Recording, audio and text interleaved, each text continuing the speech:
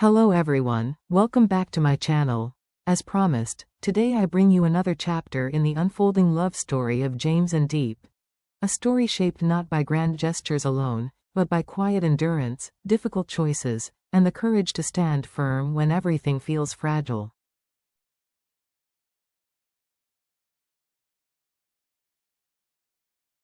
As many of you already know, James has returned after a long period of turmoil. And now, both he and Diep are preparing to face the man who has stood as the greatest obstacle between them, Mr.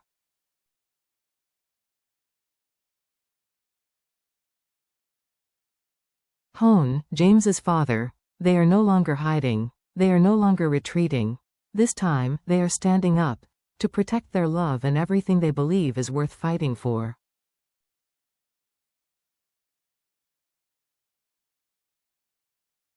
So what happened, and where will today's story take us? Stay until the very end, and allow yourself to feel the full journey.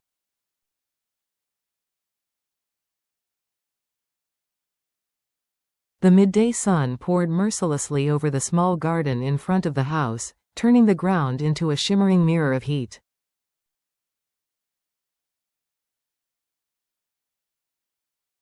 The air felt heavy, almost unmoving, and yet, beneath that burning sunlight, Diep kept working.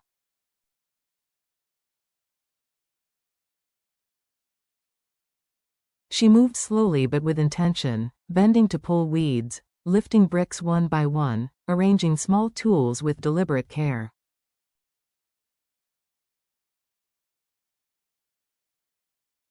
Each action seemed measured, as if every movement carried meaning, tied to the life she was quietly trying to build with her own hands.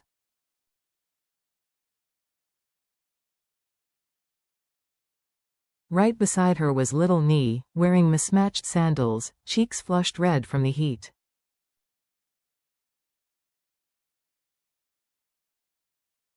The child followed Diep everywhere, watching closely, then trying to imitate her, picking up tiny bits of grass with her small fingers, running back and forth despite clear exhaustion.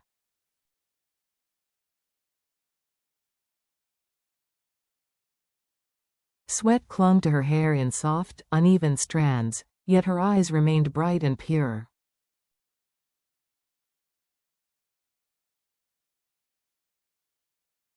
"I want to help you," she said simply, "because I love you." It was a child's sentence, innocent, unguarded, but it struck Diep's heart like a stone hitting its most fragile place.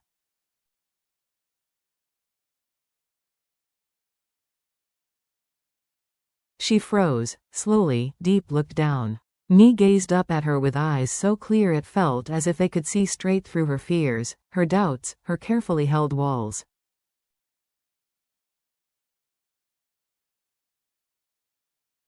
Only 3 years old, and yet the warmth she carried tightened Diep's throat.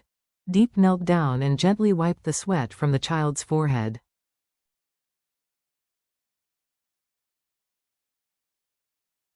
In that moment, she realized something that had been growing quietly inside her for a long time.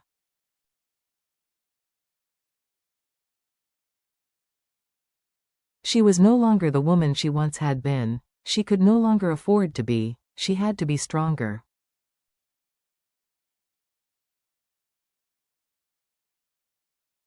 Steadier.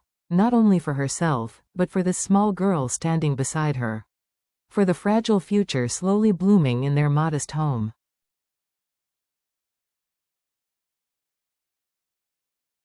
And for the love she still carried for James, quiet, enduring, burning deep beneath everything else.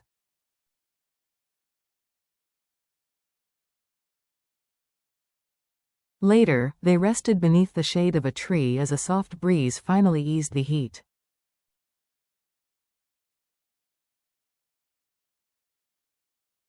Nee sat close, her small legs dangling. "Auntie Diep," she asked hesitantly, her voice barely louder than the wind.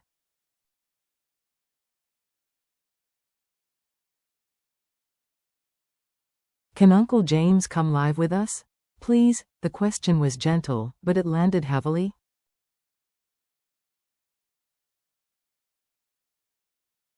Diep pressed her lips together. The pause was brief, yet long enough for her heart to sink.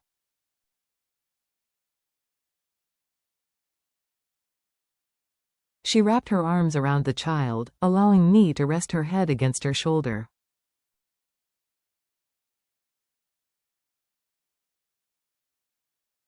Sometimes, the innocence of children hurts more than any accusation from adults ever could.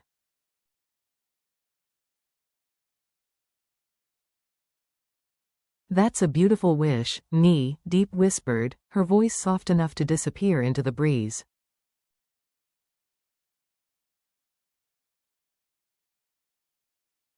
But inside her, a quiet sigh echoed. What felt like a simple wish, something a child believed could be granted with a nod, was the very dream Diep had never dared to allow herself.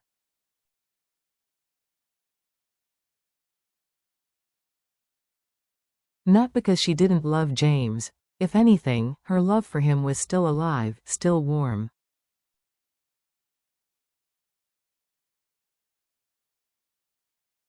But it was surrounded by too many obstacles: Mr. Hone's disapproval, the scars of the past.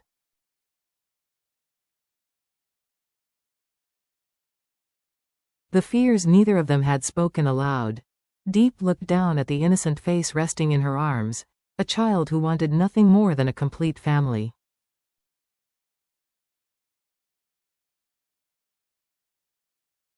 And yet Diep, a grown woman, did not dare place her heart somewhere so fragile. For just 1 second, under the harsh midday sun, she closed her eyes.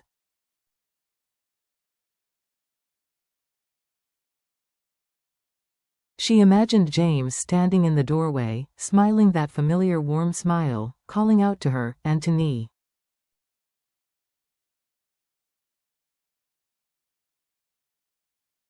Just 1 second. Then she opened her eyes. Reality remained, and with it, the challenges waiting ahead.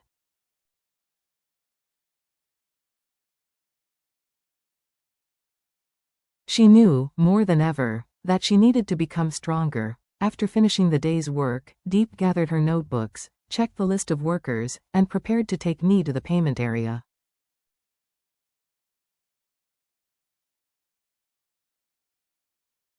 The garden, freshly harvested, still carried the faint scent of ripe fruit mixed with warm earth.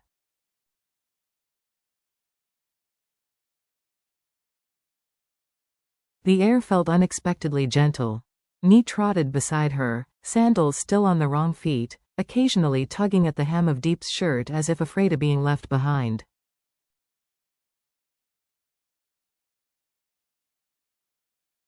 Lynn, James's close friend, was already waiting. He had always been the one who understood how things worked, handling workers, paperwork, small administrative details Diep had never learned before.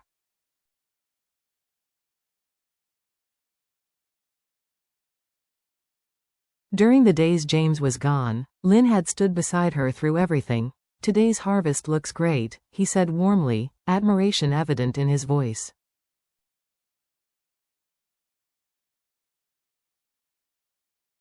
Diep smiled and set down the stack of wages she had prepared, counting each bill with tired, slightly trembling hands.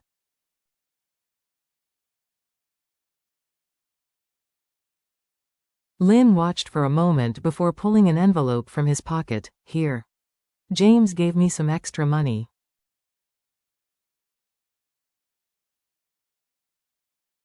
Just in case you need it."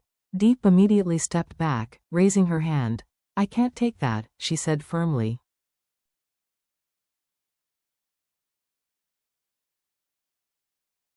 "You've already helped us so much. It's fine. James asked me to." "I know," she replied gently.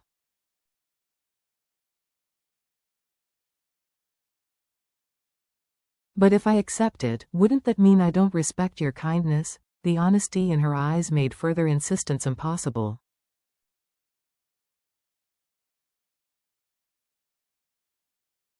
Lynn sighed, placing the envelope away. "You're exactly how James described you," he said.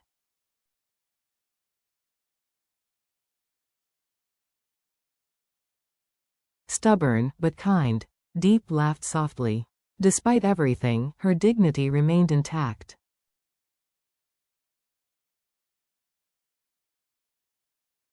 She would rely on others only when there was no other choice. Later, Mrs. Hu arrived to take me to the Christmas festival.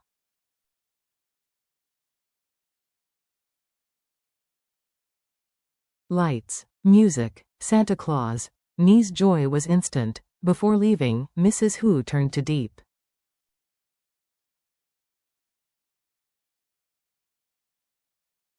Rest a little, she said gently. You've done enough today. Diep smiled and watched them walk away, hand in hand, laughter trailing into the evening.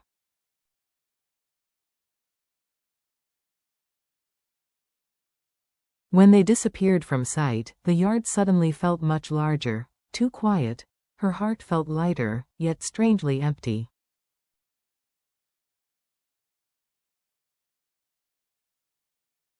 And somewhere deep inside, she sensed it, her life was approaching a turning point.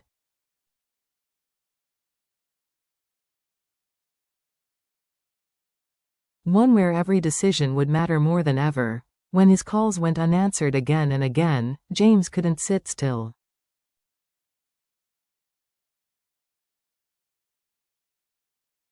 The spacious apartment felt suffocating. He called his mother. Mom, where's Diep? She's not answering.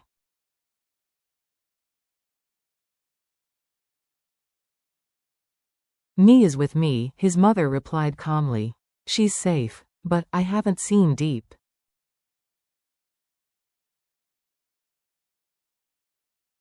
Relief washed over him, followed immediately by deeper worry. He didn't know that at that very moment, Diep was facing a conversation that could change both of their futures.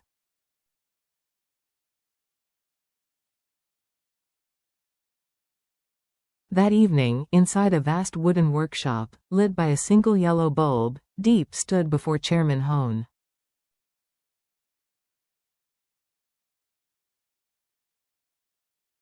The air was heavy, the silence oppressive. Then he spoke. He admitted everything. He had forbidden James from returning home.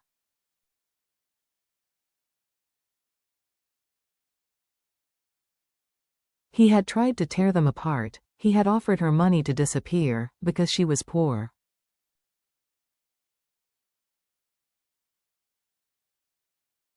Diep did not cry. She did not bow. Yes, she said calmly.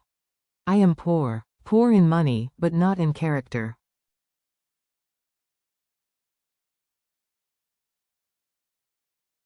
She placed a thick envelope on the table. The same amount he once used to buy her silence.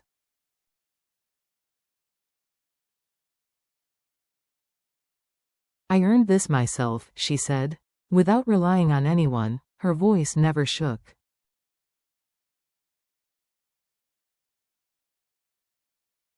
And for the first time, Mr. Hone truly saw her. That night, Diep walked home alone, but she was no longer afraid.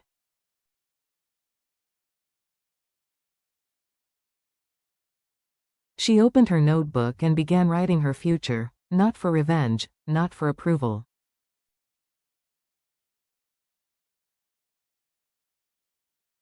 But to prove, to herself, that she could build something worthy of belief. And this time, she wasn't walking forward out of fear.